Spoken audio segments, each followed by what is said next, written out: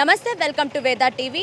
రాబోయే వారం రోజులు కూడా తెలంగాణలో వాతావరణం అయితే తేమగా ఉండబోతుందని చెప్పి కూడా వాతావరణ శాఖ అయితే తెలిపింది. మరి ఎలినో ప్రభావం అయితే చూపుతుంది అని చెప్పి కూడా చెప్తున్నారు. మరి ఎలినో ప్రభావం వల్ల అటు వర్షాలు ఎక్కువగా పడకపోవడము, మరి తేమగా ఉండడం అనేది అయితే మనము చూడవచ్చు. సో గత 4 రోజులుగా కూడా వర్షం కురుస్తుంది తెలంగాణలో అంటే మాత్రం అల్పపీడనం కారణంగా వర్షాలు అయితే కురిశాయి.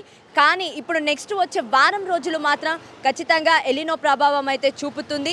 27 నుంచి కూడా ఎక్కడైనా సరే కానీ కొన్ని ప్రాంతాలలో తేలికపాటి వర్షాలు కురిసే అవకాశం ఉంది. కానీ ఎక్కడా కూడా అధికారులు అయితే కొన్ని జాగ్రత్తలు కానీ ఎల్లో అలర్ట్ అని చెప్పి ఇలా ఏవి కూడా వాళ్ళు చెప్పడం అనేది జరగలేదు.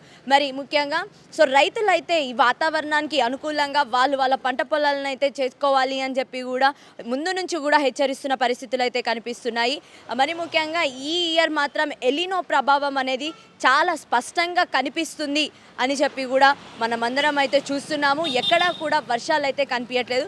కానీ ఈ నెక్స్ట్ వీక్ కూడా ఎలా ఉండబోతుంది అని అంటే మాత్రం వర్షాలు అయితే కురిసే ఛాన్సెస్ చాలా తక్కువగా ఉన్నాయి.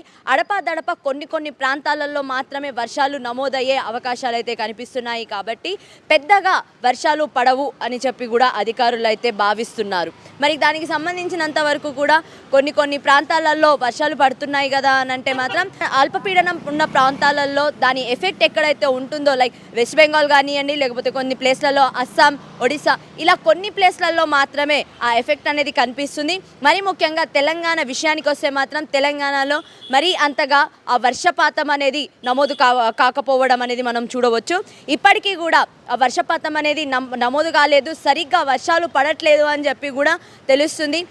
గత సంవత్సరానికంటే కూడా ఈ సంవత్సరం వర్షపాతం అనేది చాలా తక్కువగా నమోదయ్యింది. ఆగస్టు నెలలో గత సంవత్సరంతో పోలిస్తే ఈ నెలలో వర్షాలు కూడా చాలా తక్కువగా పడ్డాయి అని చెప్పి కూడా వాతావరణ అధికారులు అయితే చెప్పడం అనేది మనం చూస్తున్నాము.